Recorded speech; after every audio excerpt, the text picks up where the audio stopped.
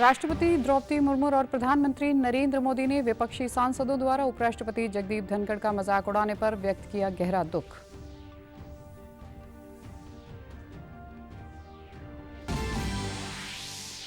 मुख्यमंत्री मनोहर लाल ने शीतकालीन सत्र के बाद किया प्रेस वार्ता को संबोधित। कहा, 3 दिनों में 157 प्रश्न पूछे गए, जिनमें 60 प्रश्न थे तारांकित।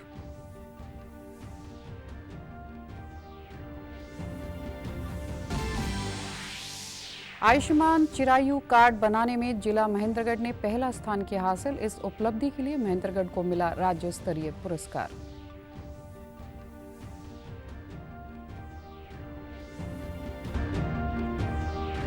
और अंतर्राष्ट्रीय गीता महोत्सव में इस बार असम स्टेट है थीम। पार्टनर लोग असम की संस्कृति और खान पान में ले रहे हैं रुचि।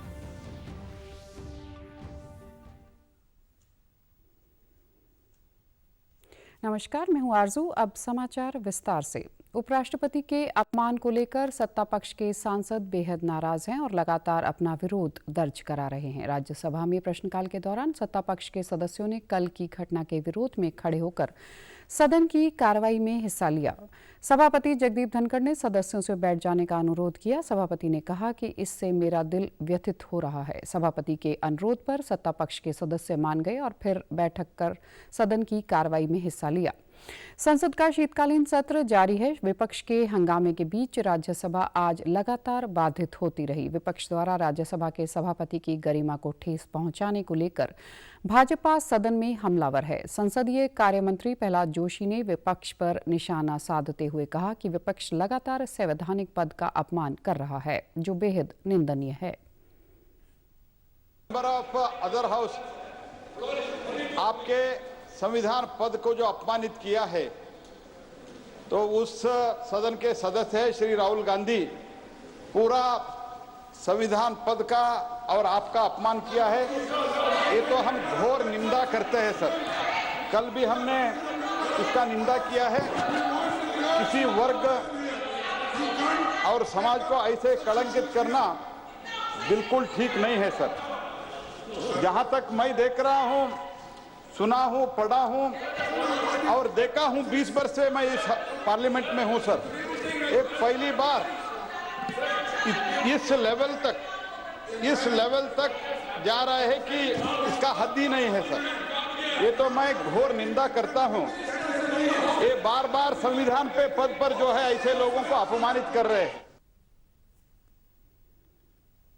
उन्होंने कहा कि विपक्ष लगातार संवैधानिक पदों का अपमान करता आ रहा है। राष्ट्रपति द्रौपदी मुर्मू, प्रधानमंत्री नरेंद्र मोदी और अब उपराष्ट्रपति का अपमान किया है, जिसे बर्दाश्त नहीं किया जाएगा। और अभी आप जो किसान पुत्र है, पहली बार एक जाट समाज के किसान पुत्र इस लेवल पर आ गए सर, उपराष्ट्रपति तक पहुंच गए। तो इस उपराष्ट्रपति पद को, संविधान पद को अपमानित कर रहे सर। तो मैं स्पष्ट करना चाहता हूं सर, तो उपराष्ट्रपति का अपमान नहीं सहेगा हिंदुस्तान और संविधान का अपमान नहीं सहेगा हिंदुस्तान सर। संसद भवन परिसर में राज्यसभा सभापति और उपराष्ट्रपति जगदीप धनखड़ की नकल करने के मामले पर प्रधानमंत्री नरेंद्र मोदी ने दुख जताया है। पीएम मोदी ने राज्यसभा सभापति को फोन कर इस घृणित नाटकीयता पर दुख व्यक्त किया है। उपराष्ट्रपति ने जानकारी देते हुए कहा कि प्रधानमंत्री नरेंद्र मोदी का फोन आया और उन्होंने कल संसद के पवित्र परिसर में माननीय सांसदों द्वारा प्रदर्शित की गई अपमानजनक नाटकीयता पर अत्यंत दुख व्यक्त किया। उन्होंने मुझे बताया कि वे पिछले 20 वर्षों से इस तरह के अपमान सहते आ रहे हैं, लेकिन देश के उपराष्ट्रपति जैसे संवैधानिक पद के साथ और वह भी संसद में ऐसा होना दुर्भाग्यपूर्ण है। उपराष्ट्रपति ने कहा कि मैंने प्रधानमंत्री से कहा कि कुछ लोगों की बेतुकी हरकतें मुझे मेरा कर्तव्य निभाने और हमारे साथ संविधान में निहित सिद्धांतों का सम्मान करने से नहीं रोक सकती। मैं संवैधानिक मूल्यों के प्रति प्रतिबद्ध हूं और इस प्रकार के अपमान मुझे अपने मार्ग से विचलित नहीं कर सकते। आज राज्यसभा में अपनी प्रतिक्रिया व्यक्त करते हुए जगदीप धनखड़ ने कहा कि इस पद की गरिमा बनाए रखना मेरा काम है और इसका अपमान सहन नहीं किया जाएगा। आप अनुभवी नेता हैं। आपने मेरी बात तो सुन, आप मेरी बात भी नहीं सुनना चाहते।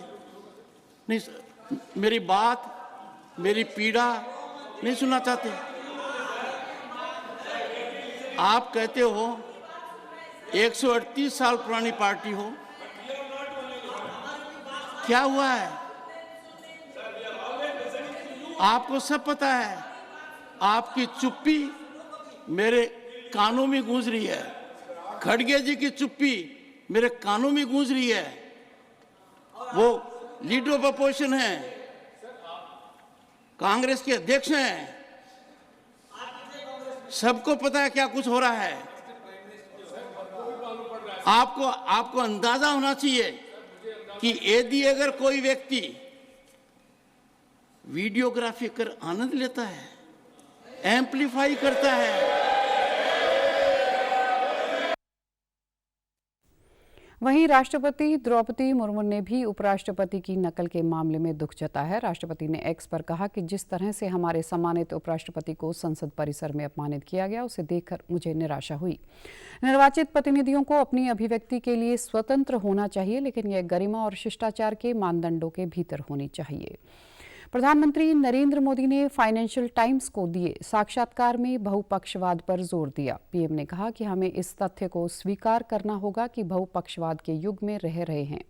पीएम ने कहा कि दुनिया एक दूसरे से जुड़ी होने के साथ साथ एक दूसरे पर निर्भर भी है। ये वास्तविकता में हमें यह मानने के लिए मजबूर करती है कि सभी मामलों पर पूर्ण सहमति सहयोग के लिए पूर्व शर्त नहीं हो सकती है। इसके साथ ही पीएम ने विदेश में मौजूद चरमपंथी समूहों की गतिविधियों को लेकर भी बेहद चिंता जताई है। प्रधानमंत्री नरेंद्र मोदी ने कहा कि अभिव्यक्ति की स्वतंत्रता की आड़ में ये चरमपंथी तत्व डराने, धमकाने और हिंसा भड़काने में लगे हुए हैं। पीएम ने कहा कि हमारी प्रतिबद्धता कानून के शासन के प्रति है। भारत और अमेरिका के कूटनीतिक संबंधों पर इन घटनाओं का कोई असर नहीं पड़ेगा। पीएम ने कहा कि भारत और अमेरिका के संबंधों में आतंकवाद पर सहयोग बहुत अहम है। गौरतलब है कि इसी साल जून में प्रधानमंत्री मोदी ने अमेरिका का दौरा किया था और अमेरिका के राष्ट्रपति जो बाइडेन सितंबर में G20 शिखर सम्मेलन में हिस्सा लेने के लिए दिल्ली आए थे। दोनों नेताओं ने रक्षा से लेकर उच्च तकनीकी के क्षेत्र में सहयोग पर जोर दिया था। हरियाणा के मुख्यमंत्री मनोहर लाल विधानसभा के शीतकालीन सत्र में कहा कि जब हमने 2014 में सरकार की बागडोर संभाली, उस समय हरियाणा की गरीबी दर 11.88% आंकी गई थी।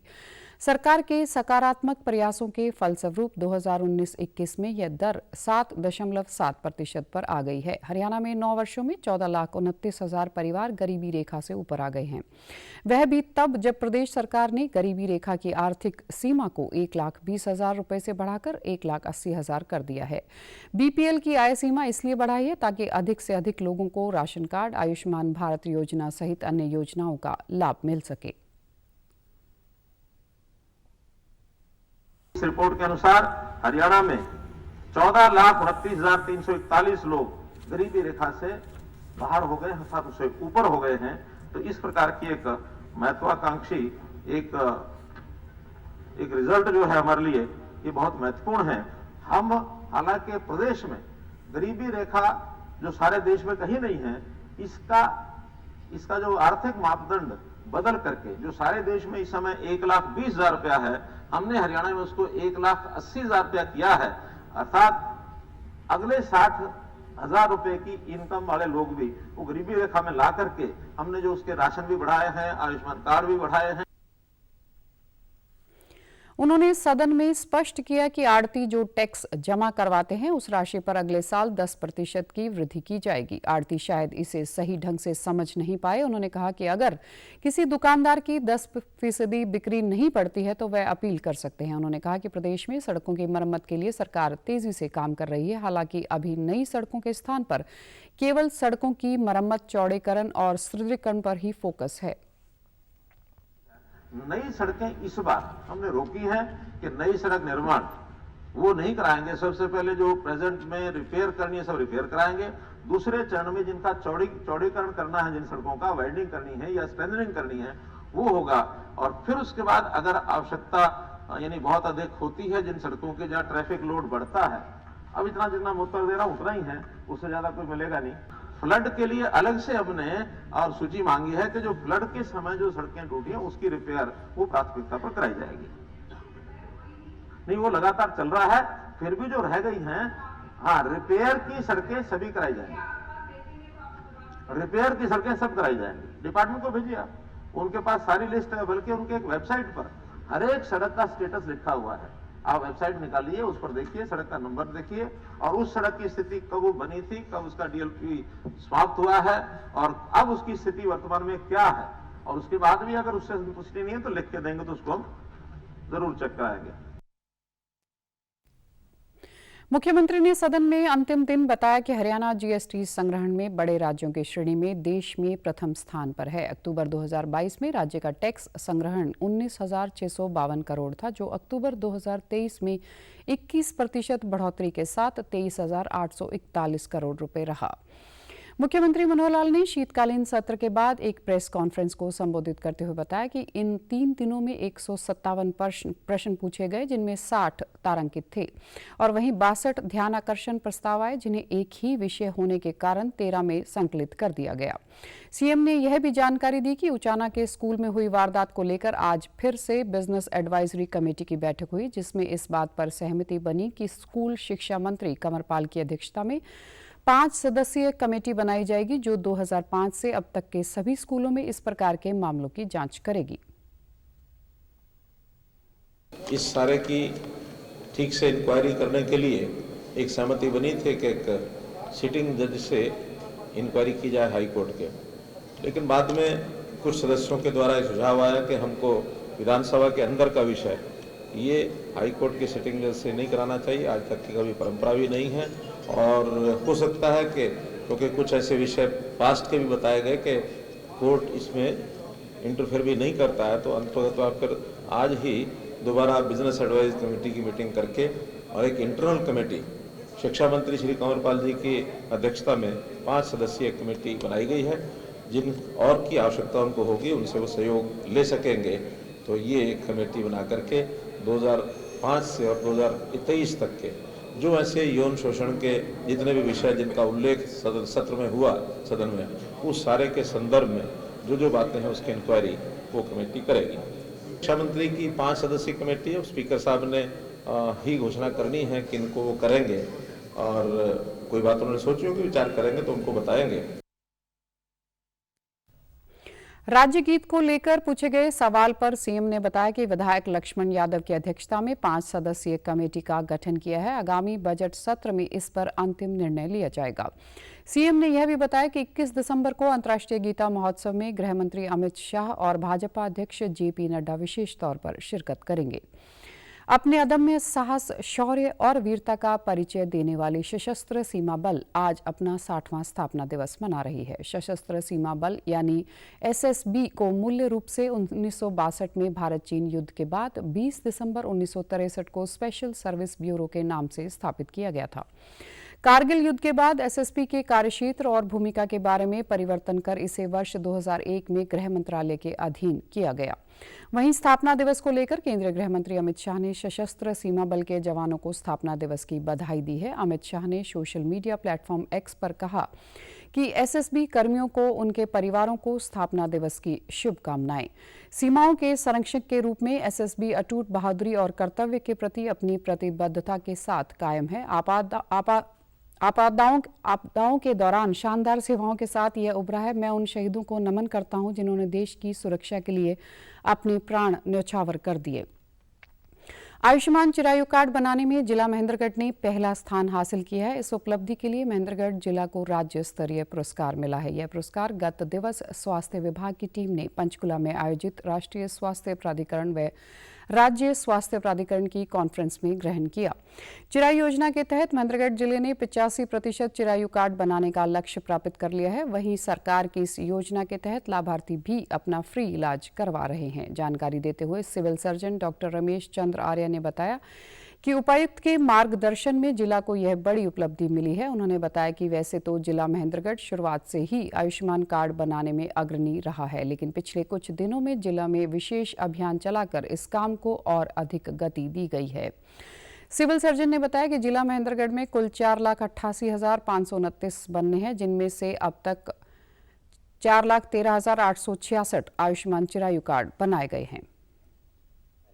जो चिरायु कार्ड्स बनाने में वो पहले पायदान पर आया है और उसका जो हमारा लक्ष्य था वो लगभग हमने जो दे रखा था जितने कार्ड्स बनाने थे उसमें हमारे पास 4,88,529 कार्ड जनरेट करने थे, जिसमें से हम कल तक जो है 4,13,866 कार्ड बना चुके हैं और परसेंटेज वाइज ये हमारा 85% बना है। और इसी के लिए जो है हमारा जिला आयुष्मान कार्ड जनरेशन में स्टेट लेवल पे हरियाणा में पहले स्थान पर है। चिरायु योजना का लाभ ले रहे लोगों ने बताया कि इस योजना से उन्हें बहुत लाभ मिला है, वे मुफ्त में अपना इलाज करवा पा रहे हैं। मुझे किडनी की बीमारी है, मेरी किडनी बिल्कुल डैमेज है और मैं डायलिसिस पे हूँ और यहाँ मैं चिरायु योजना का लाभ ले रही हूँ। अगर ये योजना नहीं होती तो मैं बिल्कुल अपना इलाज नहीं करवा पाती। और यहाँ पे जब मैं आती हूँ डायलिसिस के लिए तो पूरा स्टाफ बहुत अच्छा है। मेरी दोनों किडनी खराब हो गई थी। हमारे माननीय मुख्यमंत्री श्री मनोहर लाल खट्टर ने चिरायु आयुष्मान योजना चलाकर हमें जीवनदान दिया है। हमारा स्टाफ यहाँ पर बहुत अच्छा है, हमें किसी प्रकार की कोई परेशानी नहीं होती। मेरी डायलिसिस होती है 2.5 साल से और ये चिरायु योजना जो सरकार ने चला रखी है इसकी सुविधा मुझे मिल रही है और मेरी डायलिसिस फ्री में होती है। कितने साल से करा रहे हैं? 2.5 साल से करा रही हूँ जी। और जी मैं सरकार को इतना कहना चाहती हूँ कि भाई हमें इसकी आयुष्मान का तो ये मतलब सुविधा मिल रही है।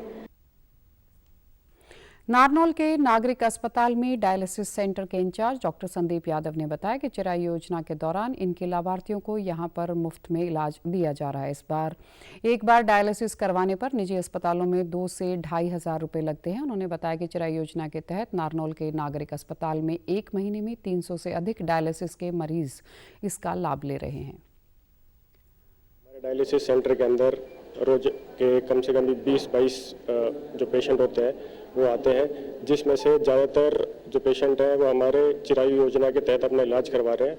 और ये गवर्नमेंट की शुरू की बहुत अच्छी योजना है जिसके तहत हम फ्री इलाज कर रहे हैं। यहाँ पे डायलिसिस सेशन दे रहे हैं हम। हर पेशेंट जो है यहाँ पे 2 से 3 बार हफ्ते के अंदर डायलिसिस करा रहा है, उनका एक भी पैसा नहीं लगता है यहाँ पे। और सरकार की बहुत अच्छी योजना है ये। कर्मचारियों को भी नागरिकों के प्रति संवेदनशील बनाने के उद्देश्य से करनाल जिले में आज से मिशन कर्मयोगी हरियाणा का प्रशिक्षण शुरू हो गया है। इसमें शिक्षा विभाग से 196 कक्षाओं में कुल 5,904 कर्मचारी प्रशिक्षण लेंगे। मिशन कर्मयोगी के नोडल अधिकारी देवेंद्र शर्मा ने बताया कि प्रधानमंत्री नरेंद्र मोदी की प्रेरणा से शुरू की गई यह भारत सरकार की पहल है जिसे हरियाणा ने भी अपनाया है। हिप्पा द्वारा चुनिंदा कर्मचारियों को प्रशिक्षण देकर बतौर मास्टर ट्रेनर तैयार किया गया है। मोदी जी का इनिशिएटिव है, उसके बाद हरियाणा ने इसको एज सच अडॉप्ट कर लिया है। इस मिशन के तहत हरियाणा के हर एक सरकारी कर्मचारी की क्लास 1 से लेके क्लास 5 तक सबकी ये ट्रेनिंग होगी। और ये जो ट्रेनिंग्स है ये एथिक्स और वैल्यूज़ पे है। एक एम्प्लॉई की क्या मोरल ड्यूटीज़ है, उसको कैसे बिहेव करना है, अगर कोई भी पार्टिसिपेंट आता है या कोई भी बाहर से फील्ड से कोई भी आता है उनके साथ कैसा बिहेव करना है। डाइट के इंचार्ज मनीष कुमार ने बताया कि हरियाणा लोक प्रबंधन संस्थान गुरुग्राम के सहयोग से हरियाणा सरकार के सभी विभागों में कार्यरत कर्मचारियों को प्रशिक्षित किया जाएगा। ऐसे कर्मचारियों को हरियाणा कर्मयोगी के नाम से जाना जाएगा। इस मिशन के तहत शिक्षा, स्वास्थ्य, रोडवेज और पुलिस सहित अन्य विभागों के कर्मचारियों का नैतिक विकास भी किया जाएगा। उनको एक साथ सभी कर्मचारियों के बीच में शेयर करना और उनसे आशा रखना कि अब हरियाणा सरकार जो है, हरियाणा सरकार के कर्मचारी आने वाले समय में इस दिशा में एक साथ आगे बढ़ेंगे। वहीं प्रतिभागियों ने कहा कि कर्मचारी जनता और सरकार की अहम कड़ी है। उनके व्यवहार से ही सरकार की छवि बनती है। ऐसे में उनमें उत्तरदायित्व की भावना का विकास बहुत जरूरी है। एजुकेशन डिपार्टमेंट बल्कि सभी डिपार्टमेंट, पुलिस विभाग है अपना, पंचायत विभाग है, सभी डिपार्टमेंट में इनको सभी कर्मचारियों को एक बार दोबारा से उनके कर्तव्यों को याद दिलाया जा रहा है कि भाई कैसे आप लोग भ्रष्टाचार मुक्त एक शासन सभी को दे सकते हैं। क्योंकि कर्मचारी ही एक सरकार का यानी कि एक बोलने वाले होते हैं। भाई जैसे भी आप कर्मचारी आपके साथ व्यवहार करते हैं आम पब्लिक के साथ, वैसे ही छवि सरकार की उनके मन में जाती है। इसमें हमें कर्तव्य निष्ठा के बारे में बताया जा रहा है और हमें अपने काम के प्रति जागरूक रहना, इन सब के बारे में ट्रेनिंग दी जा रही है। हमारा डिपार्टमेंट है वो एथिकली रहता है, बट फिर भी उसको और मजबूत करने के लिए और कर्तव्यनिष्ठ बनाने के लिए ये हमें ट्रेनिंग दी जा रही है। हरियाणा प्रदेश साइबर फ्रॉड से जुड़े 55,000 से अधिक मोबाइल नंबरों को ब्लॉक करते हुए देश में पहले स्थान पर पहुंच गया है। हरियाणा पुलिस ने इस साल 30 नवंबर तक प्रदेश की जनता के 66 करोड़ रुपए को ठगी होने से बचाया है। इसके साथ ही 29 साइबर थानों के माध्यम से साइबर सुरक्षा की दिशा में प्रयासरत हरियाणा पुलिस द्वारा 1707 साइबर ठगों की गिरफ्तारी करते हुए 2354 साइबर ठगी के मामले दर्ज किए गए हैं। इस बारे में जानकारी देते हुए पुलिस महानिदेशक शत्रुजीत कपूर ने बताया कि साइबर अपराधियों के खिलाफ निरंतर किए जा रहे कार्यों के परिणाम स्वरूप साइबर अपराध को नियंत्रित करने में काफ़ी मदद मिली है। उन्होंने कहा कि साइबर अपराधियों पर लगाम कसते हुए हरियाणा पुलिस द्वारा साइबर कार्यशालाओं का आयोजन किया जा रहा है, जिसमें अपराधियों द्वारा रोजाना अपनाए जाने वाले तौर तरीकों को समझते हुए उनकी धरपकड़ की जा रही है। इसके अलावा हरियाणा पुलिस वित्तीय संस्थानों जैसे बैंकों आदि के प्रतिनिधियों के साथ बैठक करते हुए साइबर अपराध को रोकने की दिशा में कार्य कर रही है, ताकि साइबर फ्रॉड की सूचना मिलते ही बैंक खातों को फ्रीज किया जा सके। इसके लिए साइबर हेल्पलाइन नंबर पर तैनात पुलिस कर्मियों की संख्या 35 से बढ़ाकर 70 की गई है। पूर्व केंद्रीय राज्य मंत्री एवं लोकसभा सांसद रतनलाल कटारिया की जयंती पर पंचकुला के गुरु रविदास भवन सेक्टर 15 में रक्तदान शिविर का आयोजन किया। इस मौके पर हरियाणा के राज्यपाल बंडारू दत्तात्रेय ने रक्तदाताओं को बैज लगाकर सम्मानित किया। रतनलाल कटारिया सेवा ट्रस्ट की ओर से उनके 72वें जन्म दिवस पर आयोजित रक्तदान शिविर में 120 से अधिक युवाओं व कार्यकर्ताओं ने रक्तदान कर स्वर्गीय कटारिया को श्रद्धा सुमन अर्पित किए। इस दौरान राज्यपाल ने पूर्व मंत्री कटारिया को श्रद्धा सुमन अर्पित करते हुए कहा कि स्वर्गीय कटारिया ने अपना जीवन सदैव समाज और जनसेवा को समर्पित किया। उन्हीं के आदर्शों पर चलते हुए बंतो कटारिया भी कार्य कर रही हैं। वह और ट्रस्ट के पदाधिकारी बधाई के पात्र हैं और वे सदैव समाज सेवा को समर्पित रहे। उन्होंने कहा कि स्वर्गीय कटारिया ने सामान्य परिवार में जन्म लेकर केंद्र में मंत्री तक का लंबा सफर तय किया। सामान्य परिवार से आए, एक गरीब परिवार से आए, वो जो है एक राष्ट्र समर्पित जीवन करते करते एक राष्ट्रवादी के रूप में उन्होंने सामान्य रूप से केंद्र में मंत्री तक का जो स्थान लिया, ये बहुत ही अभूतपूर्व है। उनका परिश्रम को बराबर जो है ध्यान में रखना। मेरे साथी पार्लियामेंट में भी संसद से बहुत बार चर्चा करते थे और पार्लियामेंट में जो भी विषय आता था, विशेष करके गरीबों के बारे में, दलितों के बारे में, पिछड़ों के बारे में कोई भी समस्या आती थी तो पहले आवाज उठता था हमारे रतनलाल कटारिया।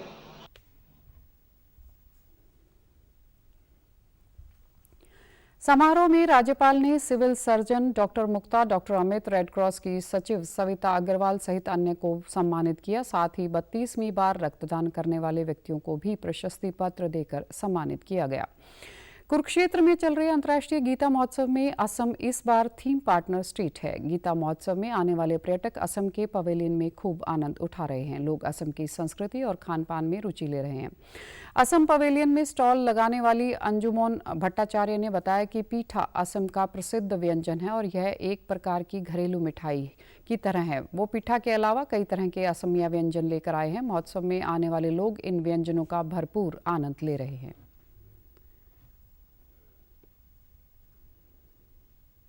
असम का फूड लेकर आए हूँ। ये हमारा ये पीठा यहाँ पर कूद रहा है, चावल कूद रहा है, उसके बाद ये यहाँ पर बनेगा, बन के ये तैयार होगा, तैयार होकर वो बिकने के लिए जाएगा। वो हमारे यहाँ पर बहुत रेस्पॉन्स बहुत अच्छा है, हरियाणा का लोग का रेस्पॉन्स बहुत अच्छा है। हमारा पीठा आया है, जलपान आया है, अलग अलग पीठा आया है, तिल पीठा, नारियल पीठा, ब्लैक राइस नारियल पीठा, नारियल लड्डू, तिल का लड्डू, पाटीचपटा पीठा, बौर पीठा। गीता महोत्सव में असम पवेलियन में बनाए गए मंच पर असम के कलाकार सांस्कृतिक प्रस्तुति दे रहे हैं। हरियाणवी लोग असम के नृत्य को खूब सराह रहे हैं। असम पवेलियन के प्रभारी हिमांशु ने बताया कि असम सरकार की तरफ से पवेलियन में 15 स्टॉल लगाए गए हैं और लगभग 200 कलाकार इस दौरान अपनी सांस्कृतिक प्रस्तुतियां दे रहे हैं।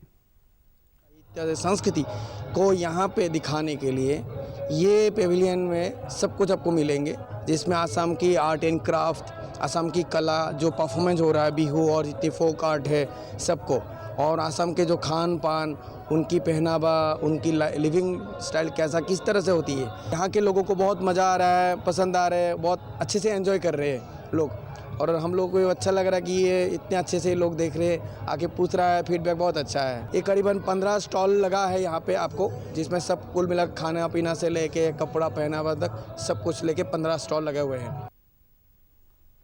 असम से आई चंपा ने बताया कि वह जल कुंभी से बने उत्पाद लेकर गीता महोत्सव आई हैं और लोग उनके इस क्राफ्ट को पसंद भी कर रहे हैं। असम पवेलियन को देखने वाले पर्यटकों का कहना है कि गीता महोत्सव में हरियाणा की संस्कृति देखने का तो अवसर मिलता ही है, साथ में इस पवेलियन के माध्यम से उन्हें असम की संस्कृति को जानने का भी मौका मिला है।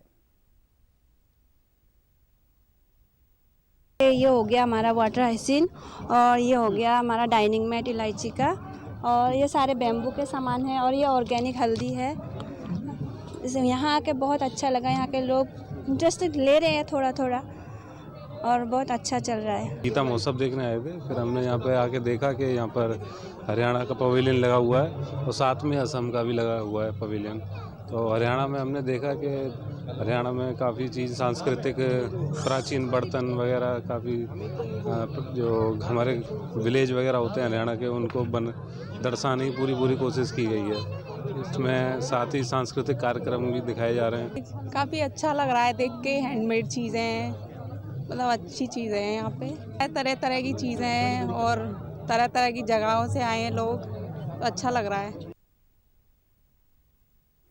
राष्ट्रीय खाद्य सुरक्षा अभियान के अंतर्गत आज सिरसा में कृषि एवं किसान कल्याण विभाग द्वारा जिला स्तरीय किसान मेला आयोजित किया गया। इस मेले में किसानों को उन्नत किस्म के बीज व अन्य विभागीय योजनाओं की जानकारी उपलब्ध कराई गई। इस मौके पर उपायुक्त पार्थ गुप्ता ने बतौर मुख्य अतिथि शिरकत की और वहां लगे स्टॉलों का निरीक्षण किया। किसान मेले में जिले के करीब 500 किसानों ने भाग लिया। इस दौरान किसान गोष्ठी भी करवाई गई। इस अवसर पर सिरसा उपायुक्त पार्थ गुप्ता व कृषि उप निदेशक डॉक्टर सुखदेव कंबोज ने किसानों से कहा कि वे समय पर अपनी फसल का पंजीकरण अवश्य करवाएं ताकि सरकार की योजनाओं का लाभ उठा सकें। किसानों को बाजरे की खेती के लिए भी प्रोत्साहित किया जा रहा है ताकि पानी की बचत भी हो और किसानों को मुनाफा भी हो।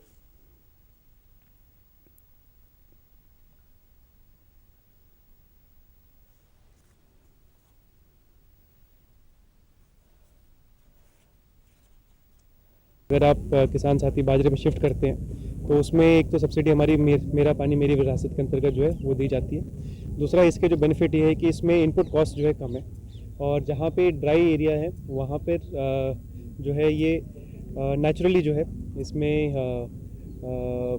उपज और बाकी प्रोडक्टिविटी ज़्यादा होती है। तो उसके हिसाब से भी किसान साथियों को जो है इसको आगे आके जो है और लगाना चाहिए। और इसकी जो अभी जो हमारे ज़िले में है इसकी कवरेज थोड़ी कम है, और इस मेले के द्वारा ये प्रयास किया जाएगा कि यहाँ पे जागरूकता हो और आगे जो साथी हैं वो इस क्रॉप को ज़्यादा जो है उसको लगाएं और इसकी खेती।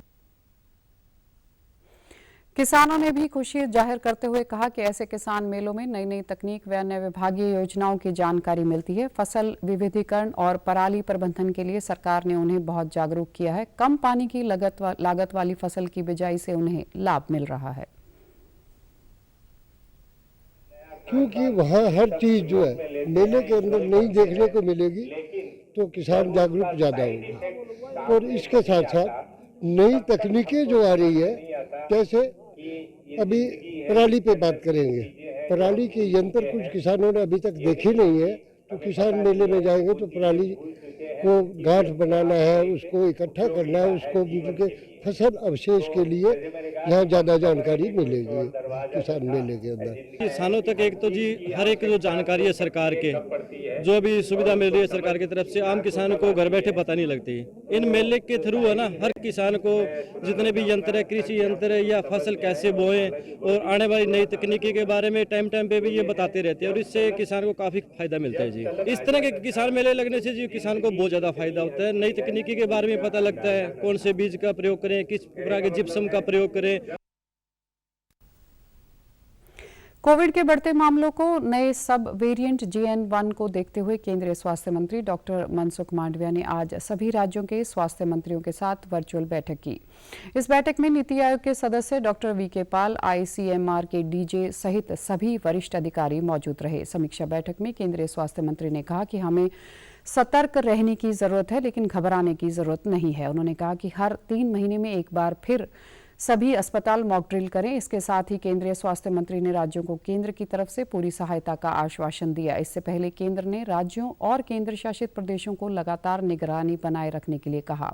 साथ ही राज्यों को अधिक संख्या में RT-PCR टेस्ट सहित पर्याप्त परीक्षण सुनिश्चित करने और संक्रमण नमूनों को जीनोम सीक्वेंसिंग के लिए प्रयोगशालाओं में भेजने की भी सलाह दी। आगामी त्योहारों को ध्यान में रखते हुए राज्यों को बीमारी के प्रसार के खतरे को कम करने के लिए सार्वजनिक स्वास्थ्य उपाय और अन्य व्यवस्थाएं करने के लिए भी कहा है। समाचारों में इतना ही। नमस्कार।